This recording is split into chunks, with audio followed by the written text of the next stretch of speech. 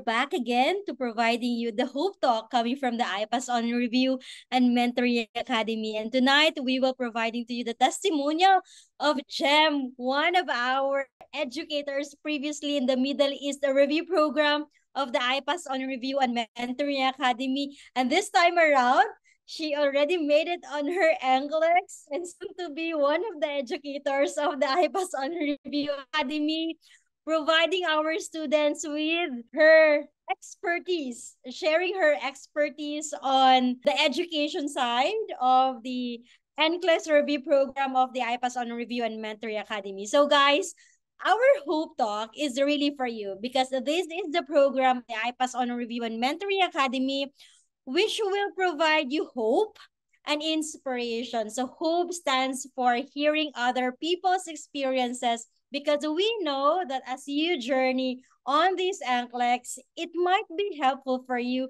that you also have heard, have seen the experiences, and you are able to also learn coming from the experiences of those who already made it. So let's watch, let's listen, and let's learn from the experience of our student and our NCLEX passer coming from the IPAS on Review and Mentoring Academy. And tonight, I'm also with Sir Mark Zaspa, our program administrator in the IPAS on Review and Mentoring Academy. Jem, good evening. Hello, ma'am. Hello po. Hello, I'm Sir Mark. I'm actually following Jem in TikTok as well. I was also able to see her journey. A very short clip in her TikTok.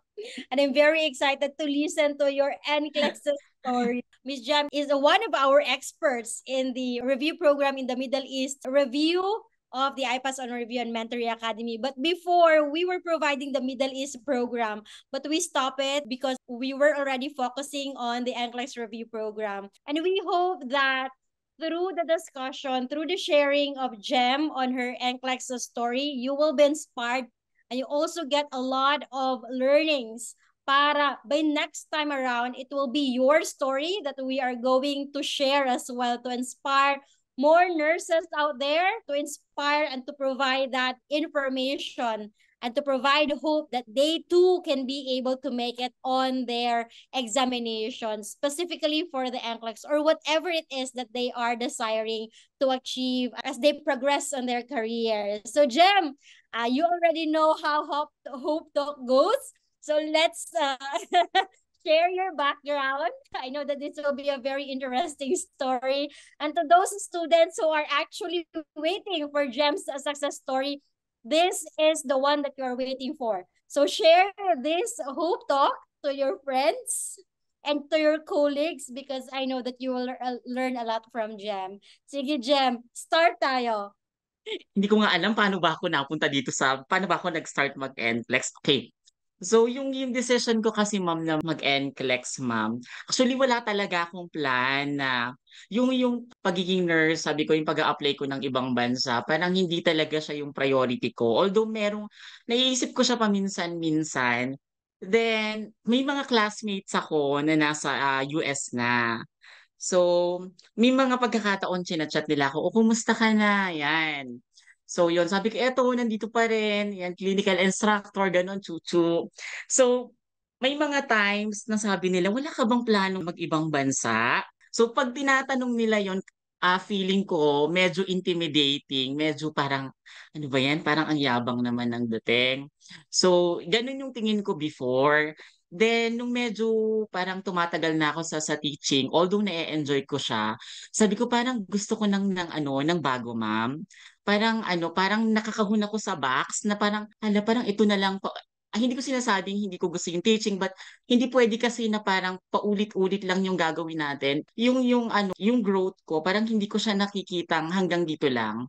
So sabi nung best friend ko na nasa ibang bansa din, sabi mo, "Alam mo, Jem, hindi naman ibig sabihin na tinanong ka nila na bakit hindi ka pa nag-a-abroad, parang minamaliit ka nila kasi nakikita nila yung potential sa'yo na malaki yung opportunity mo outside the Philippines." Okay, so yun po yung sinabi ng best friend ko ng time na yun. So nag-decide ako, sabi ko, siguro nga, sabi ko, dapat hindi ko siya i-take as negative. So yun, nag-decide po ako na mag-ayos na, magpa-process na ng paper.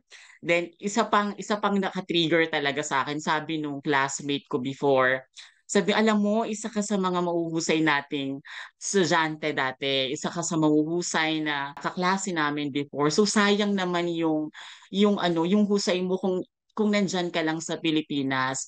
So successful ka na sa Pilipinas, try to expand no your horizon." Sabi niya sa akin, talagang medyo na napitik po ako dun, ma'am. Sabi ko, tama, tama naman.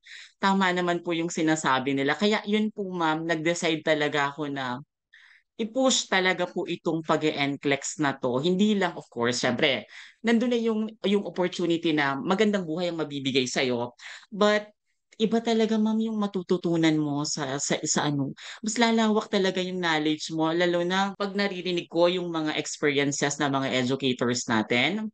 Actually, kilala ko silang lahat, akala nila hindi ko sila pinapanood. 'Pag may mga time ako, pinapanood ko talaga sila. Si Ma'am Haya, si Sir Jay, napakahusay talaga ni Sir Jay. Talagang bawa ko kay Sir Jay, talagang mahusay both theory and clinicals.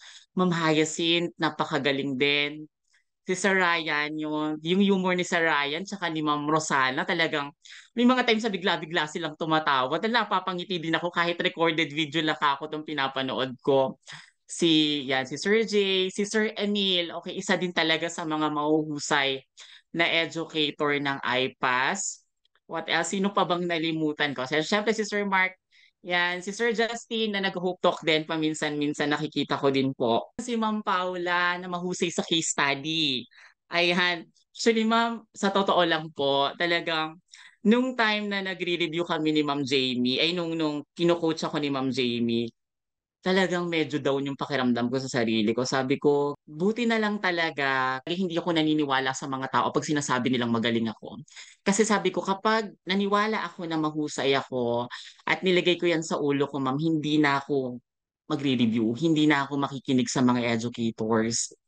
Totoo talaga yun, ma'am. Sabi ko nga, talagang yung pagiging humble, talagang ingredient po talaga yan para makuha mo yung success or yung goal na gusto mong makuha sa buhay. Kasi may mga times talaga, yung 20 days ko na nasa post ko sa FB, actually yun yung talaga yung formal na review ko. Pero bago ako mag 20 days, na upuan talaga yung review ng NCLEX. Pag may mga free time po ako, kahit after ng lecture ko ng NLE sa iba't ibang lugar, pinapanood ko po ang mga video nila Sir Jay. Kahit pagod na ako, pinapanood ko yon. Sila Ma'am Paula, sila Sir Emil. Talagang natututo po ako, napakadami ko po talagang natutunan. Talagang hindi ka puwedeng mag-ano, kumbaga, hindi dahil lecturer ka or educator ka, hindi puwedeng mag-stick ka lang doon sa nalalaman mo. Kailangan mo talaga ng ibang tao para mas ma-expand pa, ma'am, yung knowledge mo talaga.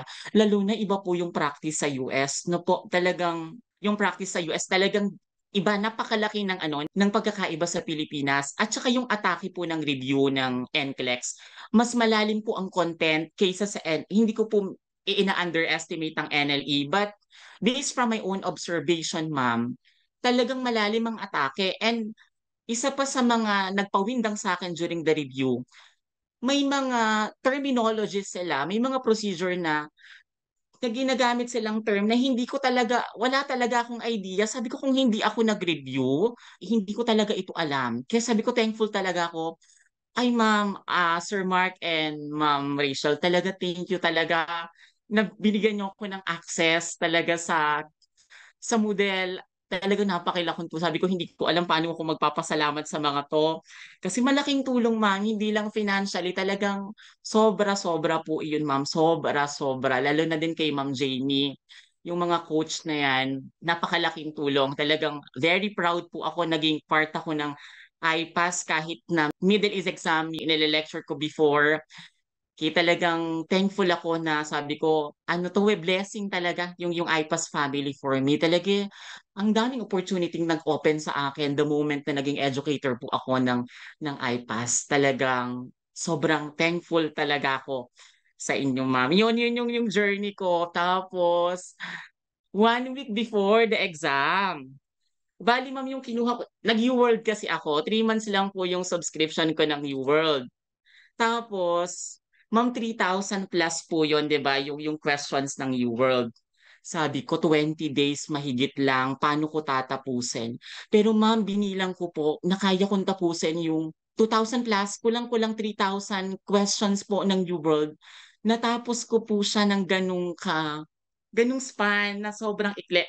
Pero guys, yung mga nanonood sa akin dito ha, yung mga nanonood sa akin, yung mga estudyante ko ng NLE, ayan, wag niyo po akong gagayahin. So, kaya ako lang po yun ginawa kasi wala na po talagang slot para ipamove ko. At the same time, ano po kasi ako, OC ako, very goal-oriented. Pag sinabi kong kailangan kong mag-exam ng December 13, kahit anong mangyari, mag-exam po talaga ako. So yun, talagang pinilit ko po siyang tapusin.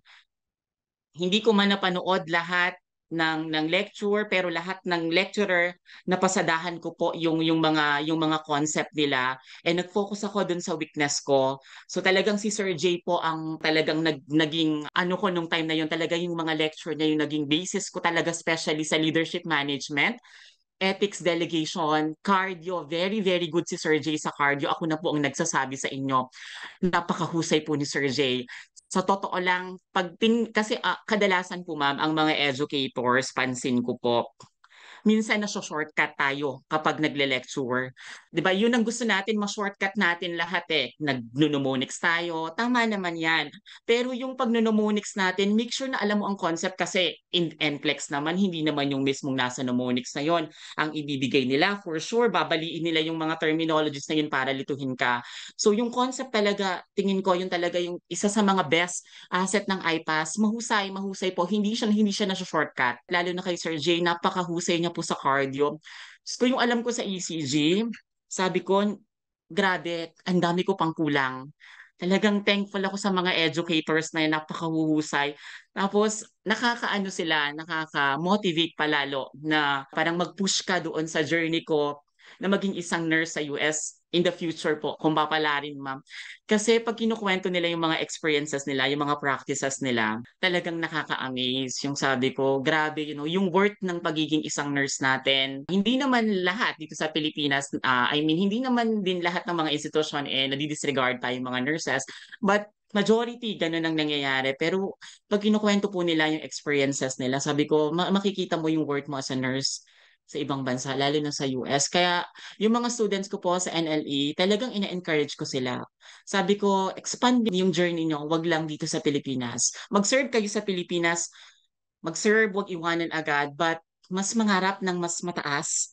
Kasi deserve natin yan dahil ilang taon tayong napagod, ilang ilang taon tayo kakong nag-aral, at talagang iba-iba ang pag-aaral ng nursing. Hindi po talaga siya biro. Kahit graduate ka na, Diyos ko, talagang kakaiba, ma'am. And yung 1 week before the exam, alam mo ma'am, sa totoo lang, nagiiyak ako 1 week before the exam. Alam ni Ma'am Jamie, gusto ko kakayo si Ma'am Jem, educator, nag-iiyak dahil lang sa NCLEX. Ay, alam nyo ba, yan ang pressure sa aming mga educator. Alam nyo po si Ma'am Haya, gabing-gabi, alas 12 ng gabi, ma'am, kaya ko po bang tapusin ang 3,000 na question ng UWorld? Ma'am, hindi ko na po alam kung anong gagawin ko. Talagang chinachat ko si Ma'am Haya, di ba, kapal ng mukha ko. Yan, chinat ko si Ma'am Haya. Diyos ko, Ma'am Haya, nape-pressure po ako, sabi niya, Jem, kahit ako, nung time na mag-NCLEX ako, na-pressure ako kasi educator ako.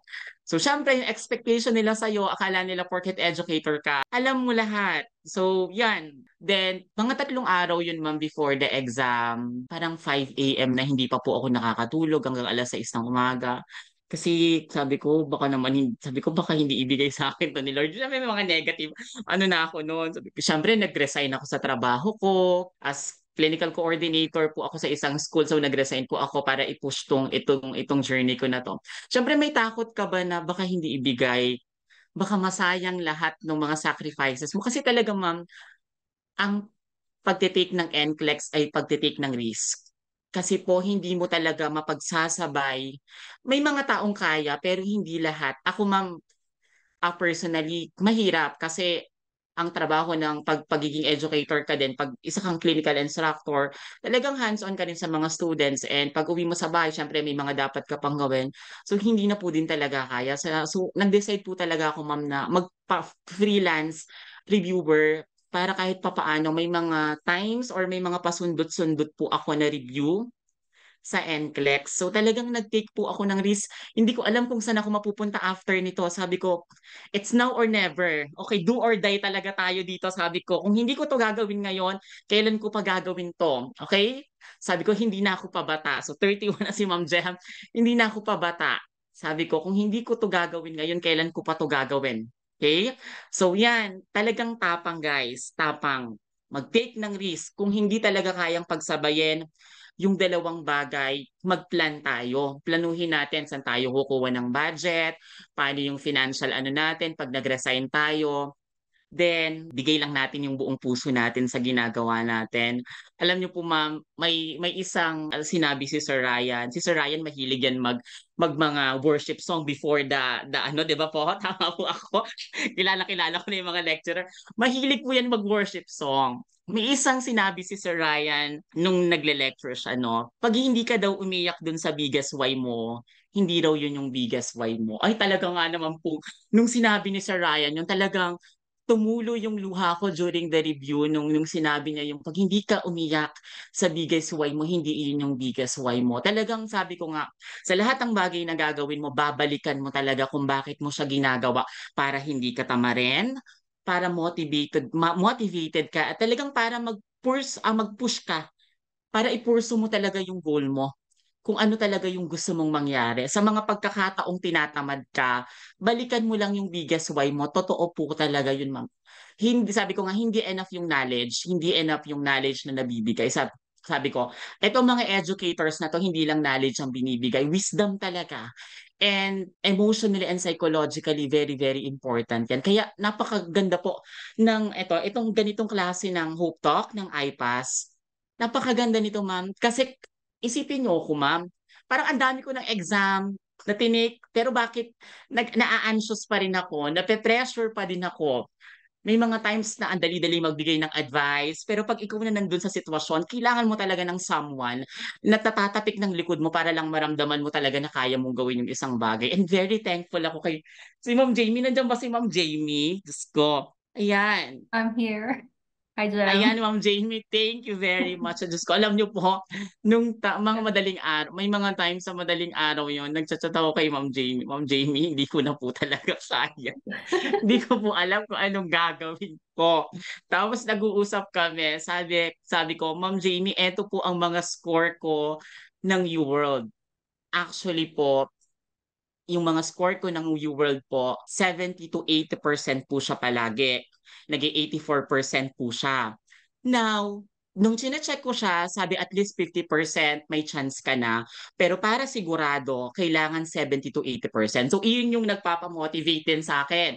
And yung parang nadadagdagan yung lakas ng loob ko. Sabi ko, lahat ng exam ko, ng UWorld, 70 to 80%. Minsan nga pag nagse-72 ako, nalulungkot pa ako, 'di ba? Para si Ma'am Jam ka, medyo may pagka-OC din talaga ako. Sabi ni Ma'am ano sa akin, ni Ma'am Jamie, "You're doing good, Jem." Pero hindi ako naniniwala. Sabi ko, "Ma'am, talaga ba?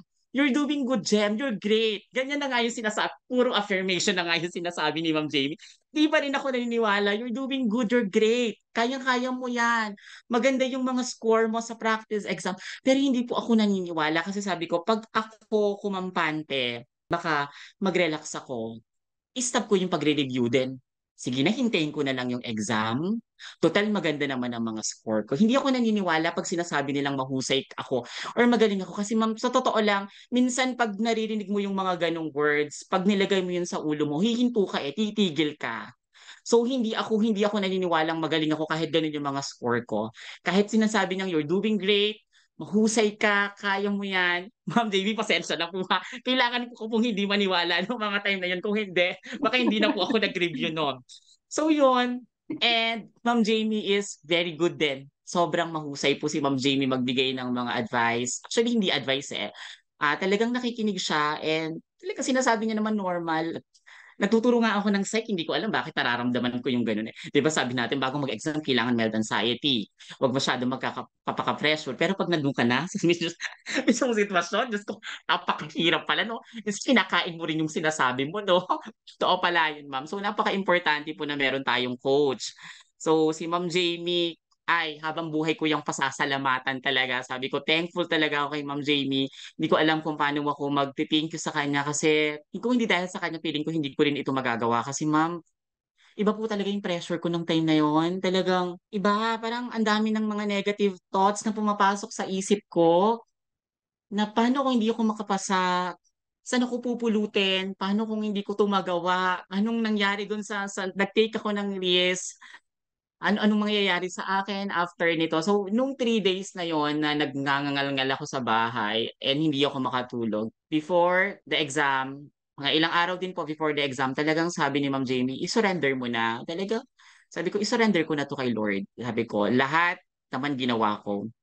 And kahit 20 days lang yung pinaka-formal review ko, yung mga times na nagbabasa ako, kapag free time ko nanonood ng mga video, recorded lecture ng mga educators natin, sabi ko, kita naman siguro ni Lord lahat ng effort ko. And talagang importante po yan na yung intention mo sa ginagawa mo mabuti.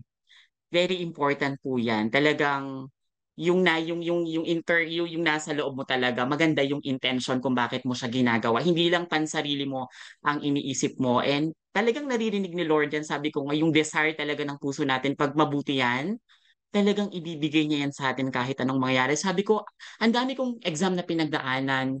Nag-take din ako ng certification exam para maging certified nephrology nurse. Ito lagi ko itong kinukwento sa mga student ko. Kasi dialysis nurse po ako before. So, isang gabi lang po ako nag-review noon. Tapos nung lumabas yung result, naging top 3 pa ako. Sabi ko, hindi ko alam paano ko nagagawa yung mga bagay-bagay na yun. Sabi ko, Ma'am Rachel, sabi ko talagang si Lord ang gumagalaw talaga. Hindi ko 'to magagawa lahat kung nakadepende lang po ako dun sa sarili kong kakayahan. So yun, sabi ko, tinanggap ko na hindi lahat kaya kong aralin. Hindi lahat matututunan ko. Talagang yung limitation mo, si Lord na ang magpupuno nun. Kung hanggang saan lang ang kaya mo ibigay mo, then yung kakulangan, ibigay mo na kay Lord, then siya na yung bahala. Then, a night before the exam, magandang-maganda ang mood ni Ma'am Jem. Nakatulog ako ng maaga, very mild anxiety. Wala akong hinawakang libro, notebook, katulog ako ng maaga. Maganda po, maganda ang mood ko hanggang sa pagbiyahe ko. Yan, maaga ako nakarating, 1 hour before the exam, nandun na po ako. Diyos ko, excited. Excited na excited. Tapos, Ma'am Rachel, nung nandun na po ako sa mismong testing center, ang higpit pala, no? Talagang, kung mahigpit sa NLE class, so nandito yung mga students ko from APCAS, ayan yung iba. Kung mas mahigpit sa NLE ang exam, NLE mas mahigpit sa NCLEX. Ay day, kakapkapan ka pa. May locker ka. Literal, nakapkapan talaga ang mangyayari. Tapos talagang bawal ang maingay. Medyo natatawa pa nga ako sa sarili ko. Kasi pinipigilan ko naman during the exam, syempre kinakabahan lahat. Tabi-tabi kayo ng computer. Sabi ko parang may mga ipis dito sa likod ko. Kasi yung iba nagbabasa, may sounds. Di nangingiti na lang ako. Sabi ko, para ka ako may mga ipis dito sa likuran ko. Iba nagbabasa talaga, may sound sila. So, sabi ko, madedistract ako na, bahala na nga ako. So, nung nag-start na po yung exam ko, eto, tanda-tanda ko to. Diyos ko, halos lahat ng question sa akin natandaan ko. Alam ni Ma'am Jamie yan. Nasa bus pa lang ako pa uwi ng Bataan. Chinachat ko na si Ma'am Jamie, SATA. So, syempre, totoo yung sinasabi ni Sir J. Do not underestimate the NCLEX. Kasi in NLE, we have nursing practice 1, 2, 3, 4, and 5. And ma-expect mo yung exam na ibibigay sa NPT 1, 2, 3, and 4, 5. But in NCLEX, wala kang room para magkamali ng madami dun sa 85 to 150 items. Kaya please, kung mag-NCLEX po kayo, sa lahat ng nanonood, yan po ay pag-aralan yung mabuti at paglaanan nyo ng oras. May mga taong sinuswerte talaga na hindi nagre-review.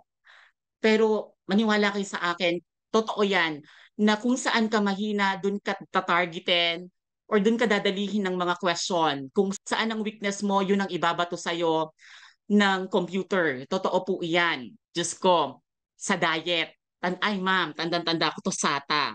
Diyan ako nadali ng konti kasi alam kong may mali doon sa sinagot kong SATA. Tapos yung sumunod, diet ulit. Din habang patagal ng patagal, napapansin ko pahirap ng pahirap kasi may mga prioritization na nilalabas. Tapos may nilabas din pong research sa akin nawindang po talaga ako. Kasi hindi mo talaga expected na may lalabas na research, may nilabas na research sa akin. Ano pa ba? Madami, ma'am, halo-halo. Delegation. Nung yun na yung mga question ka sa dulo, ay sabi ko, mukhang medyo confident na ako doon sa mararamdaman nyo po yon kayo kung magte-take kayo ng NCLEX ha. Kung balak nyo mag-take ng NCLEX, mararamdaman nyo yon kung nakukuha nyo ang tamang sagot. Now, habang patagal ng patagal, pahirap ng pahirap. Ma'am, hindi naman po sa pero kilala ko po ang sarili ko. The more na mas ang question is gumagamit ng critical thinking and judgment, mas comfortable po ako kaysa sa objective type. Kasi hindi po ako magaling mag-memorize. Kasi kaya nga po nadali ako sa diet. Kasi sa diet, kailangan mo talagang tandaan yung mga diet. Diyos ko, sabi ko, hindi ako magaling mag-memorize. Kung mapapansin niyo po dun sa post ko, lahat po ng mga nasa likuran ko, lahat ng antibiotic po na nasa likod ko, sinaulo ko po iyon. First time ko pong ginawa yun sa buong buhay ko na nag-memorize para lang sa NCLEX na yan. Hindi ko po ginagawa yun. Kahit nung estudyante po ako, kahit nung nag-NLE po ako, hindi ko po ginawa na mag-memorize. First time ko itong ginawa. Talagang itinodo ko po dito kako yung pagre-review ko sa NCLEX na to. Yun, mararamdaman nyo po siya kapag nakukuha niyo yung tamang sagot.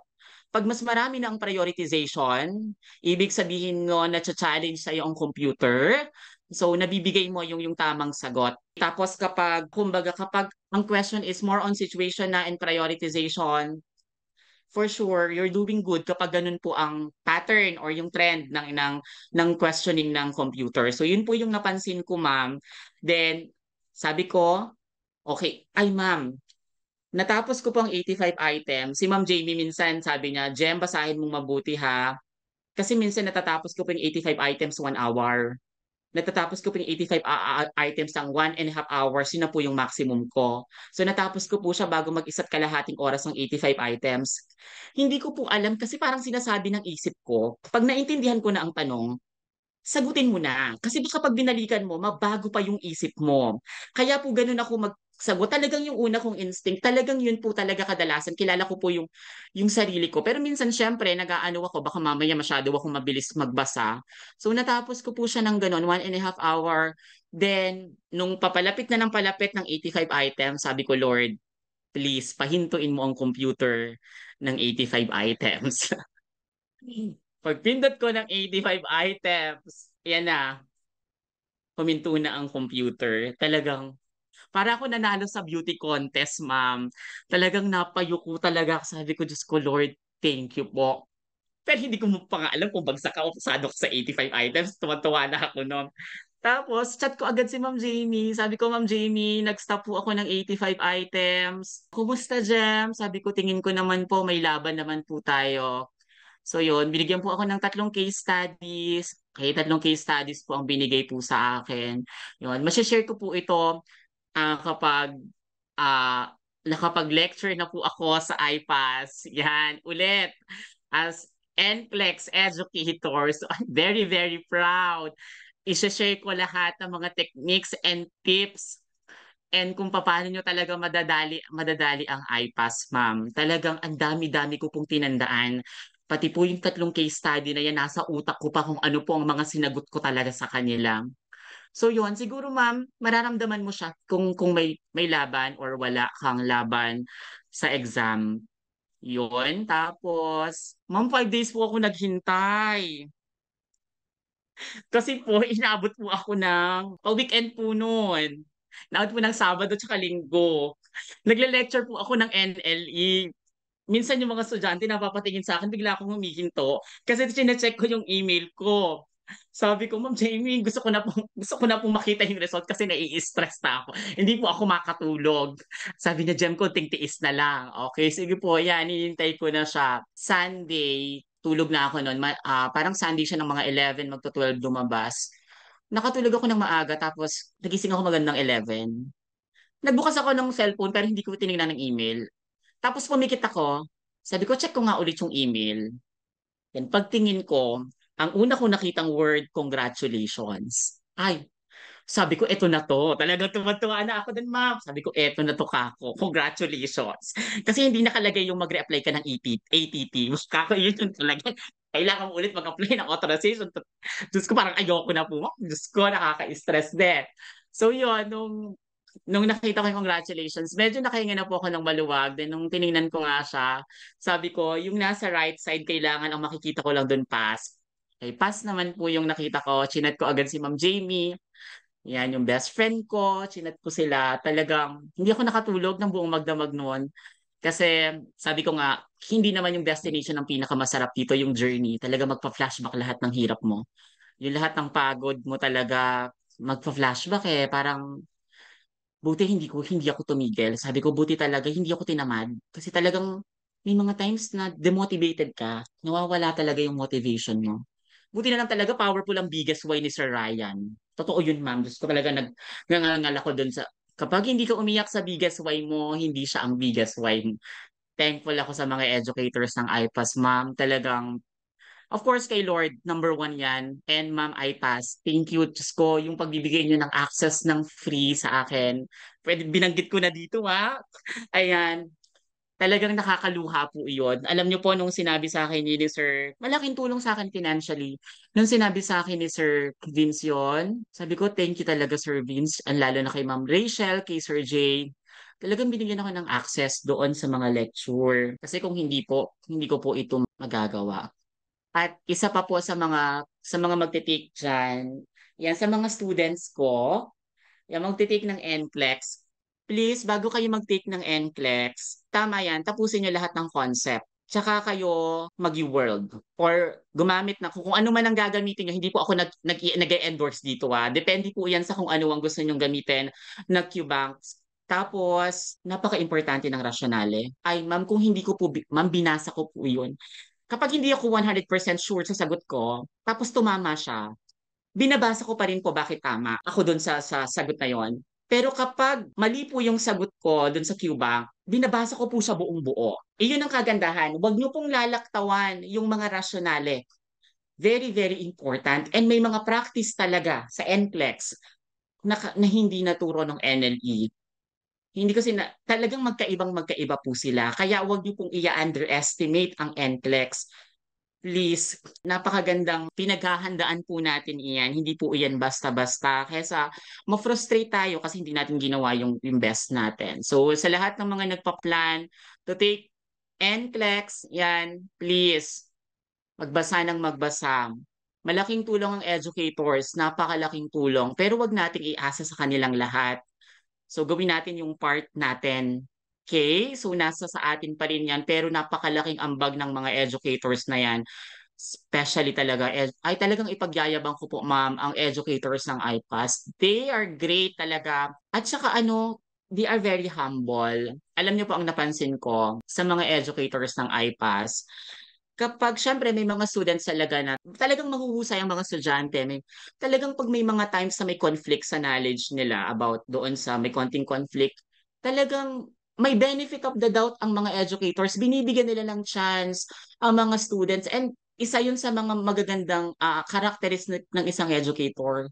Yung minsan kailangan mong bumaba ng konti dahil tingnan natin baka tama naman yung sinasabi ng estudyante. Hindi yung ipipilit, minsan kasi may mga educator na mali na ipipilit pa nila yung sagot nila. So mga educators ng IPAS, napakahuhusay, napaka-humble. Talagang pag may conflict, babalikan ko yan. Babalikan natin yan. Then finalize natin kung ano ang tamang sagot. Yun talaga yung pinakamaganda. Para hindi nagkakaroon ng contradicting sa isip ng mga students. Sir J, clinical theory, sobrang husay. Napakadami niyang nabigay sa akin. Ma'am Haya, ang galing din mag-simplify ng lecture. Sir Emil, busog na busog din sa content. Ma'am Rosana, nasi-simplify din ng mga lecture and very jolly. And si Ma'am Paula kasi, matinik talaga sa case study. Ano po, talagang iba si Ma'am Paula sa case study. Talagang kinakain yung yung case study talaga. Talagang rina ng case study si Ma'am Paula. Yan, si Sir J, Sir Emil, si Sir Ryan, si Sir Ryan. relax si Sir Ryan parang kung medyo pagod na pagod ka na dun sa content, si Sir Ryan, iba yung atake niya, hindi ka masyadong mapapagod eh. So iba-iba talaga sila ng may mga uniqueness sa mga educators ng IPAS na talagang hahangaan mo talaga, papalakpakan mo talaga silang lahat. At sa totoo lang po, ang dami ko pong natutunan na nasa-share ko talaga sa mga students ko. Even in nursing licensure examination review, talagang nasa-share ko siya. And sa mga students ko dito, wag hihinto ha. Wag hihinto, kailangan palaging mag-aim ng mas mataas. So hindi porket nakatapos na ng nursing, ng NLE, mag-stop na tayo doon. So kailangan taon-taon, kailangan lagi may bagong pangarap. Okay?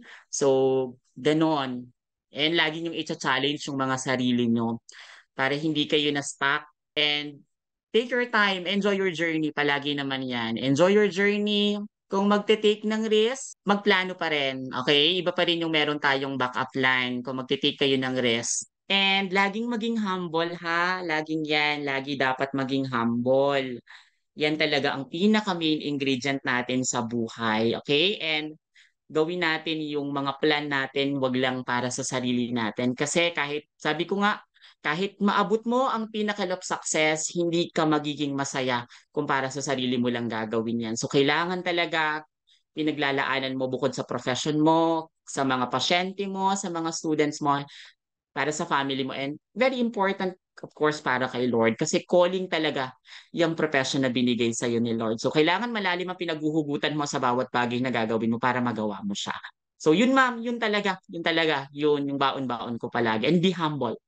Humble talaga palagi. Ma'am Jamie, thank you so much ha. Yan talaga kay Ma'am Jamie, walang tigil yung pasasalamat. Thank you Ma'am Rachel. Thank you Sir Mark. Maraming salamat po. Miss Jem, I am very grateful na nag-share ka ng experience mo, Miss Jem, because very meaty yung naging testimonial natin ngayon because it's a very unique. It's coming from the educator side. Usually kasi yung mga students natin, hindi naman siguro 1% nung nag-e-exam or parang very limited yung nag-e-exam na educator na. So this sharing of experience is very unique because it's coming from the perspective of an educator herself. So, even you're already an educator, hindi nawawala sa picture natin na andun pa rin yung pressure, no? So, nakita namin yung journey mo and talagang na-appreciate natin na it's because of the journey na naka-learn tayo ng maraming experiences out from this NCLEX journey. Ang dami nating natutunan na values, ang dami nating nag-grow tayo as an individual, because of what we have experienced. And I'm so thankful that you are sharing this to your students. And I'm so thankful that you are sharing this to your classmates because they are learning a lot from you. So, aside ko lang yung isa sa mga nabanggit mo, we have to be intentional. You mentioned nga, you start with the why. Kung hindi yung why mo, yung pinaka-reason, hindi pa yon yung pinakamalaking why mo siguro dito sa journey na to. Sabi nga doon sa, di ba may book si Simon Sinek, Start with your why. So it's very applicable with your NCLEX na talagang titingnan natin, ano ba yung pinaka-reason nung journey na to? Ano yung gusto kong marating sa buhay ko? And I really see how humble you are with what you have shared to us because even you're already an educator, you are very open-minded to learn a lot of things coming from other persons. Ayun nga, no? Even though we are already an educator, you yourself, you are an educator, pero open ka doon sa teachings ng other persons. So, thank you so much, Ma'am Jem, for being open-minded at hindi ka naging complacent even though you're already an educator. Ayun nga, no? So, napaka-thankful kami, Miss Jem, dahil you have shared this experience. So, sa mga nagle-learn pa lang, sa mga andun pa lang, nagtitake pa lang ng journey nila, let's learn those values coming from Ma'am Jem. And I know that Sir Mark has also a lot of things that he can also share coming from the testimonial of Miss Jem. Ano yung masasabi mo? Parang speechless din ako doon sa nabanggit ni Miss Jem dahil ang dami nating learnings coming from what she shared. How about you, Sir Mark? Grabe ang bilis ng 40 minutes, ma'am, no? Parang, Yes. ay sabi ko, 40 minutes na pala yung ano. Yung Hope Talk. Ang bilis.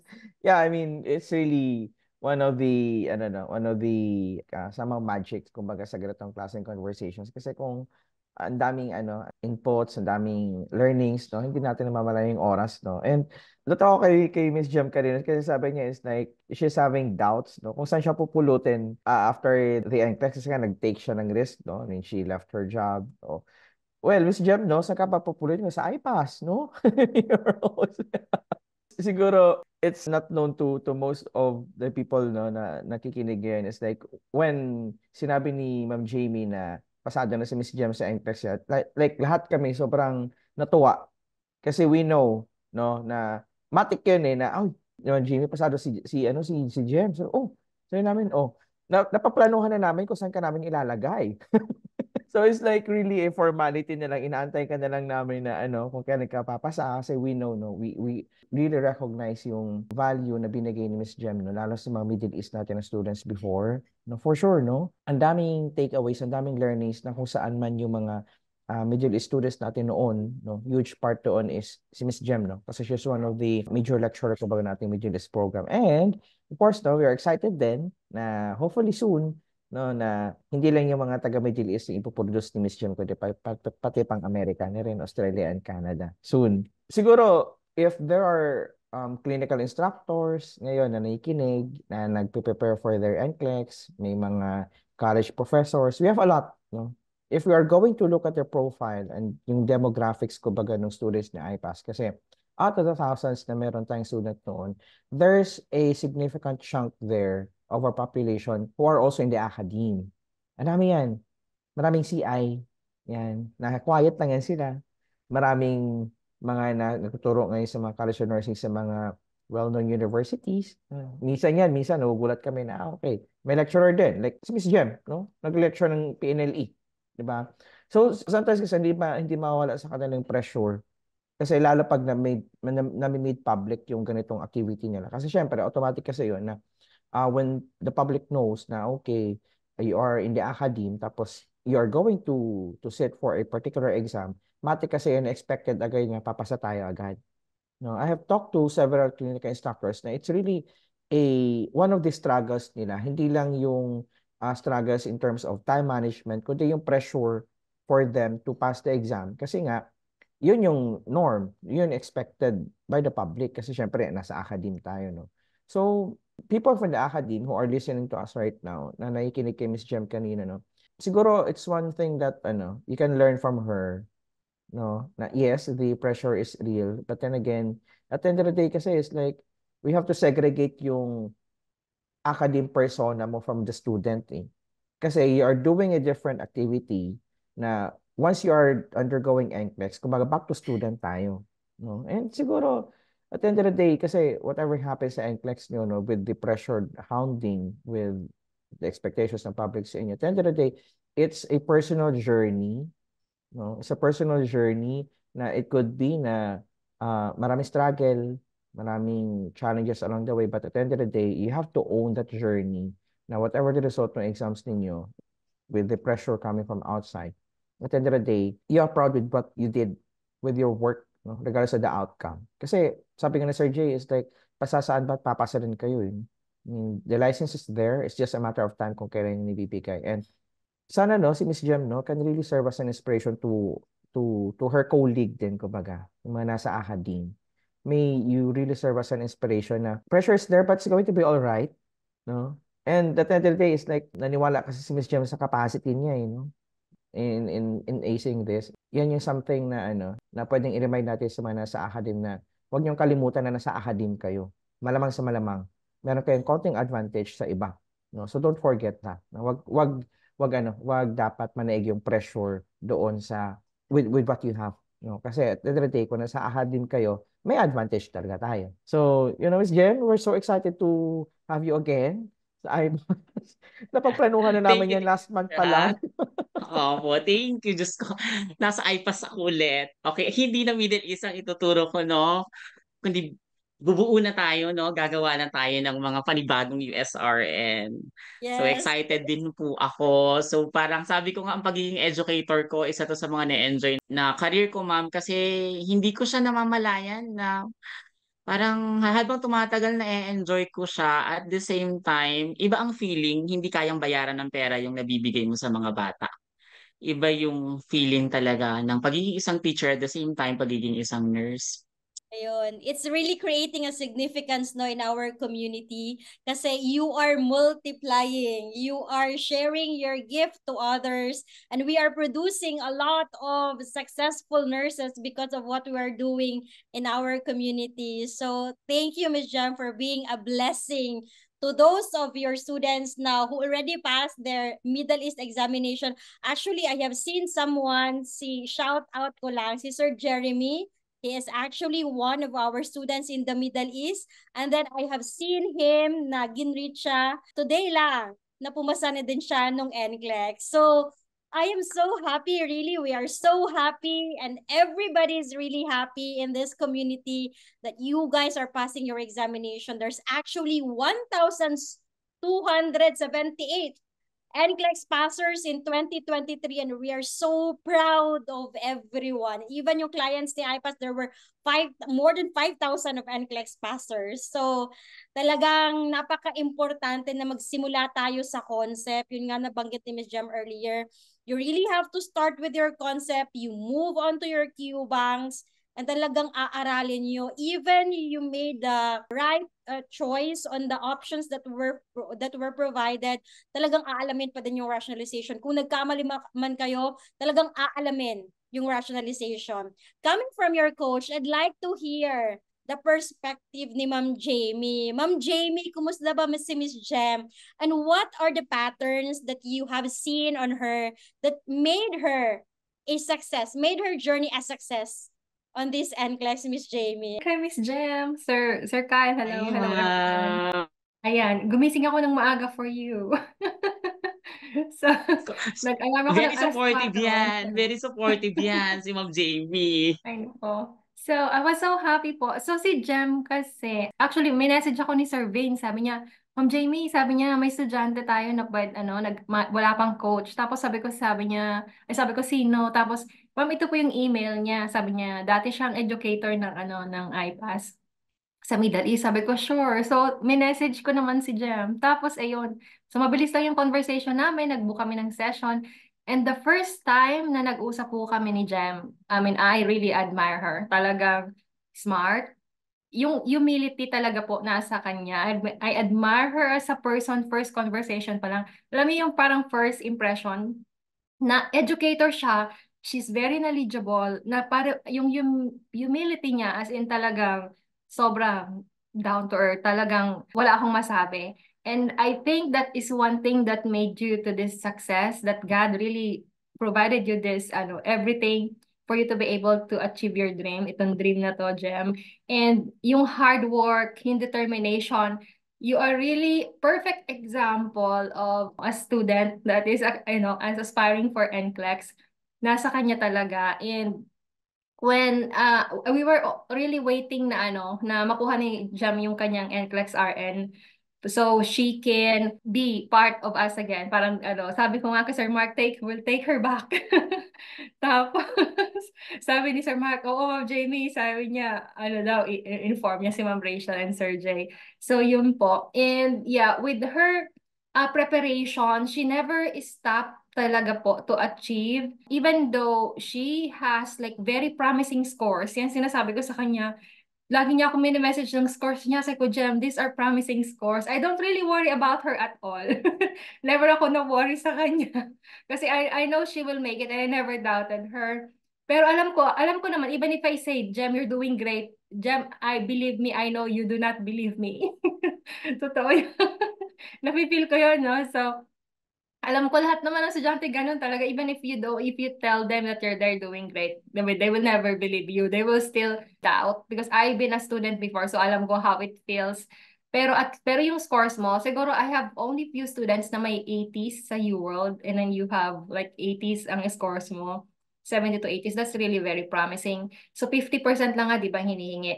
but you exceeded everything. Talagang hindi siya nag-rely na mayroon siyang stock knowledge. And I advise her to go back to fundamentals kasi di ba po, she is also educator sa NLE. So baka mag-mix up yung kanyang knowledge. Sabi ko sa kanya, you go back to fundamentals kasi ano yung mga weakness niya, like yung diet.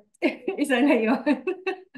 So, yeah. So, yes, importante yan, guys. So, you go back to your fundamentals of nursing. Huwag niyong kalimutan at least a few days before your exam or let's say 2 weeks before, you go back to the lectures. Because I know Jem is knowledgeable with MS and everything. Pero sabi ko sa kanya, you go back to fundamentals because I want her to be more stronger doon sa part na yun because usually, if NCLEX knows that you are knowledgeable with MS, they will give you different set of questions because you are actually the one who's making your questions. You know, you are giving the computer basta you're giving the computer kung anong knowledge na meron ka. So, they will know. And then, so yun nga, Jem, life is all about risk-taking. Siguro, if you've never taken the risk, you will never know, right? So, this is the start of your NCLEX journey. So, isang USRN ka na. I cannot wait for you to be here and, see you soon siguro. I myself, I never dreamed of success. I work for it. And that's Jem's definition. She talk about it, but she worked for it. Hindi lang siya talagang dream. Because if you do not do like a first step, walang second step, walang third step, you'll never get there until you do your hard work. So Jem, as your coach, I am really proud of you. Sobra. So, yeah, gumising ako ng maaga. Tingnan mo, ah. Yeah, I'm really proud of you. I'm so happy and take the credits because I know hindi ka nag-stop in achieving your dream. And when she texted me po, after ng exam niya, hindi. Nung nandun ka na sa testing center, you message me pa. Sabi, Ma'am, andito na ako sa kung aga nito. 1 hour before, nag-message siya.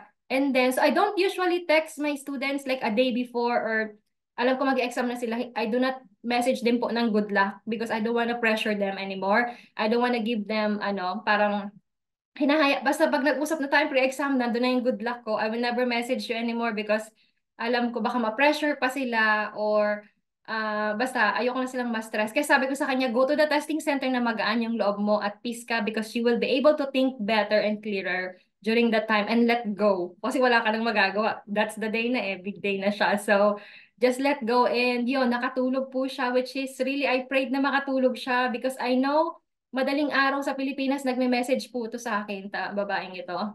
Gising siya. Mga 3:00 ng umaga. Sabi ko, ay, hindi natutulog to. Talaga. So, yeah, I really worried about that na hindi siya natutulog. But then, yeah, I'm really glad God gave you the peace of mind a day before. Very important. And then also, after ng exam niya po, message niya ako agad. Sabi ko, how was it? Sabi niya, Ma'am, I stopped at 85. Tapos, hindi pa siya 1 hour and a half. Tapos na siya. You are the fastest student siguro that I have na natapos mo yun ng ganun ka. Grabe. Pero I never doubted her. But then, yun lang nga, matagal yung result natin. Matagal po lumabas because nagkataon na weekend na siya. Plus, I think may holiday pa. So, tinetext niya din ako. Sabi niya, Ma'am, ilang araw ba yung result mo before? Sabi ko, siguro, I think ako 5 days. Ganyan. Kasi pag weekend ako nag-exam, guys, you have to wait for a little bit. And then, we need to wait for office hours. Then actually, I asked somebody sa iPass na to check for the result. Pero wala pang result, Jem. Wala talaga. So, naghintay na lang. Sabi ko sa kanya, balitaan mo ako once it's available. Ayun. And then nag-message siya sa akin, madaling araw na naman sa Pilipinas. Sabi niya, Ma'am, sabi niya, ito yung result ko. So sabi ko, naku talaga. But I was really so happy. I'm really so happy. So, Jem, congratulations from the bottom of my heart. I know you will be part of our team again, and I can't wait that you will be sharing a lot of your experiences, your knowledge to all our students, and you are really a model. I really admire you as a person and your hard work, yung life story mo, talagang sobra. Bawa ko sa iyo, Jem, sobra. Talagang if you will admire somebody po, sa mga students natin, admire Jem because she had achieved a lot but still she is very humble, which is your key to success and to succeed more in life. Especially, look at Ma'am Rachel, our CEO. Lahat po ng iPass nating from the CEO po natin, very humble si Ma'am Rachel, sobra. Everybody's very humble. This is the community that I love to be with. And then I was watching parang a series yesterday, sabi nila, because there was a student, sabi niya sa akin, ma'am, ba't ka pa nagko-coach? Hindi mo naman siguro kailangan ng extra money. Sabi ko sa kanya, because I love what I'm doing. This is what makes me happy and makes me complete. And this is my way of parang giving back to to my fellow nurses. And thank you so much po, Ma'am Rachel, Sir Mark, si Ma'am Paula nandito, si Sir Ka. Jem, really, I'm so proud of you. Thank you, Congratulations. God bless ma'am. you Thank more, you Jem. po. Sobrang nakaka-touch yung sinabi ni Ma'am Jamie.